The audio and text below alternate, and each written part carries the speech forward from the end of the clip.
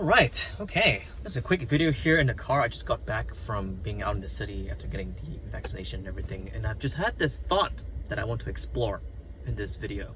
The phrase, let all your voices dance. I was just on Twitter and I saw a tweet on the ability to repurpose the same points in different mediums, right? If you're gonna take someone's YouTube video and then repurpose the same thing but into written form, it's as if you have two different characters, one who articulates in video form and the other who articulates in written format, to talk to each other and figure out and negotiate what can they take from each other so that they can perform even more.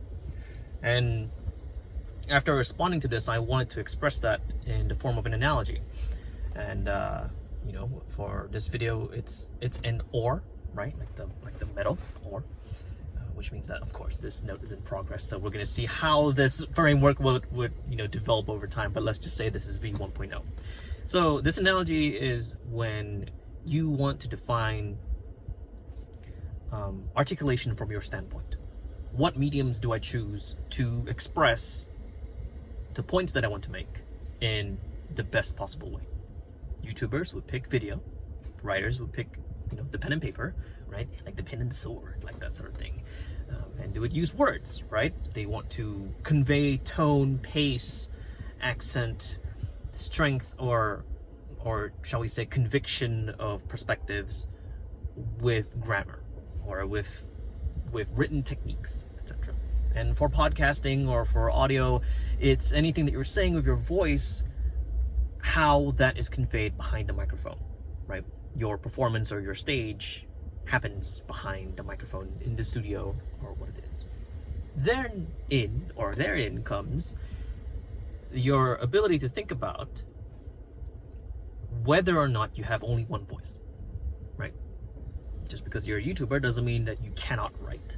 It just means that that is your primary voice. Your primary voice that you choose to express most of the things in, or your language rather, is a YouTube video. Therefore, you focus on YouTube.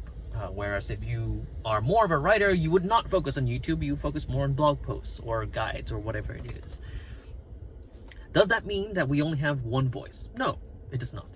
Humans are very multifaceted, right?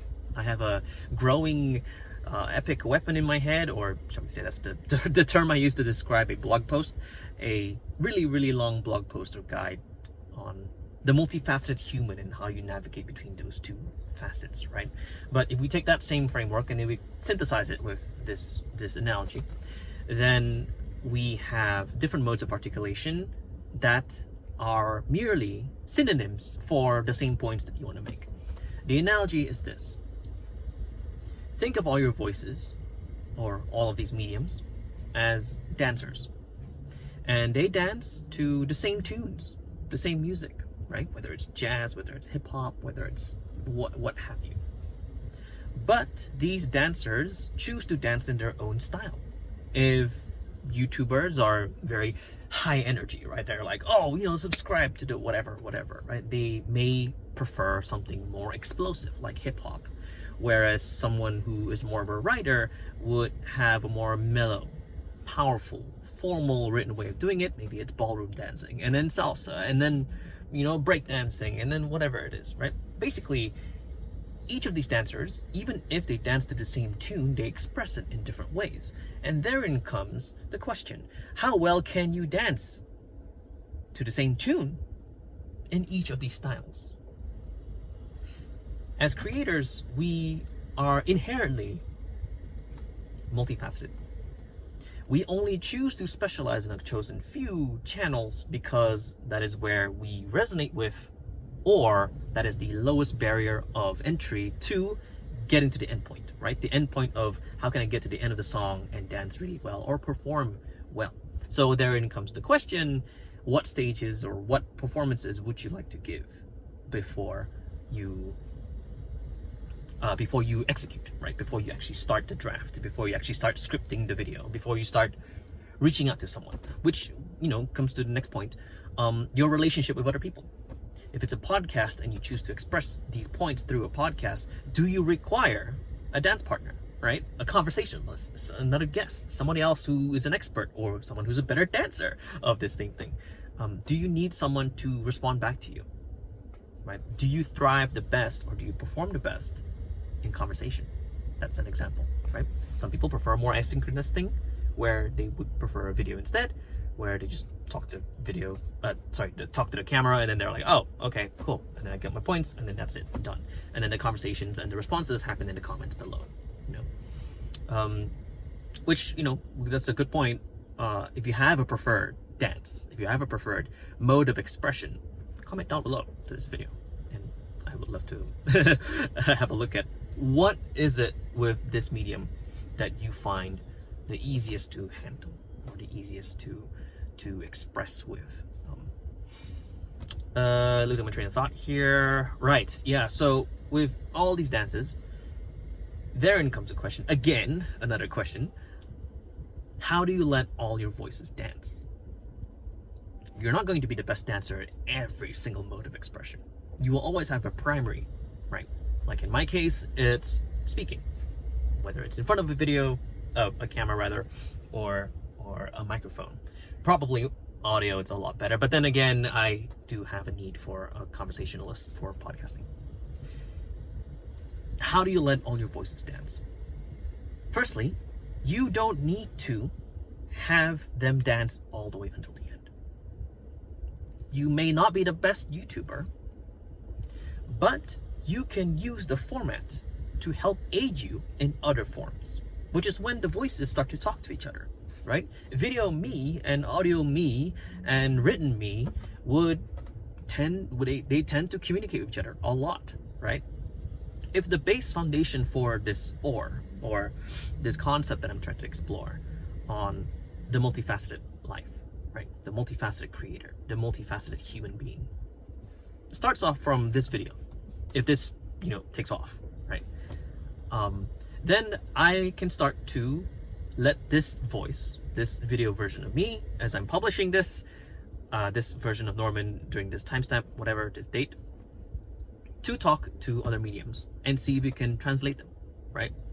Take this video, transcribe it, and then now you have the written format, edit it out for articulation and, best QC, whatever it is, and then boom, blog post.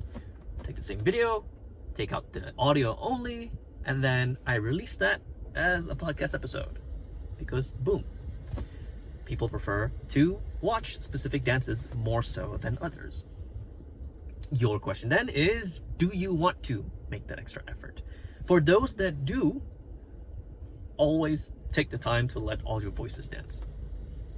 I think there's something really interesting about this is that I started off as a writer. Even though I was dancing, actually physically dancing, like for years on end. I love being on stage. I thought that being a blogger was the thing to seeking freedom, independence, etc. It was only when I took the time to get a microphone and then start talking in front of the microphone, then I was like, oh, I feel a lot more comfortable. That means that, I have a greater affinity for this kind of dance. But I also know or recognize that I have spent a number of years writing. So those are my two main dances. And then there comes video, right? Like, positioning myself for this kind of thing, like content calendar, right? Systems and all this YouTuber stuff. I'm not going to be like that, but I still like video, right? I still like the dance. I will take it as a hobby. So with that being said, in what way can I allow myself or allow my voices to dance with each other, to express the same song, to express the same music, to express the same idea, concept, insight, wisdom, etc.? The best way would be to accommodate each other in one uniform system. And that's what I'm going to be exploring here. I'll probably do like an intro video thing for this YouTube channel where it's gonna be categorized in a very specific way. Basically, it's a note-taking system, but for the YouTube channel. But this is my answer to that question. How can I let all my voices dance? My YouTube channel is going to consist of learning journals and basically videos that accommodate me learning something, because I've always been doing that for my website. That's norm.com. For those that read my website, they know that I have a system of note-taking called the thought mine. And the thought mine is essentially, if you just take the analogy of a miner or a blacksmith, because I'm under the assumption that we are all blacksmiths of thought, right? You go into a mine, you mine for ores, which are basically small atomic ideas. You develop them over time by forging them in your mind, thinking about them over and over again, over and over again, over and over again, to build an alloy. And then the alloy is basically a clearer, shall we say, complete version of the idea. And then from there you make weapons, which are basically blog posts or videos or audio podcast episodes, etc. So now it's more of, how can I make these weapons talk with each other? That is my answer via this YouTube channel to do the following: incomplete ideas and thoughts, clear concepts, so ores and alloys, and weapons, full videos with the captions and the pictures and everything.